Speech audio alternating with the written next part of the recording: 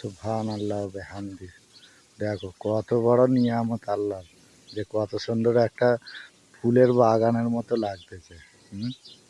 কিরম ধুলো ঘাসে পানিও চলছে, আবার দেখতেও ঠিক একটা গার্ডেনের মতো লাগছে। দেখেছো কিরকম করে রেখে দিয়েছে, সাথে একটা বসার জন্যে বেশ কত সুন্দর খেজুর পাতা দিয়ে বানিয়ে রেখেছে। দেখতেও খুবই ভালো লাগছে আলহামদুলিল্লাহ।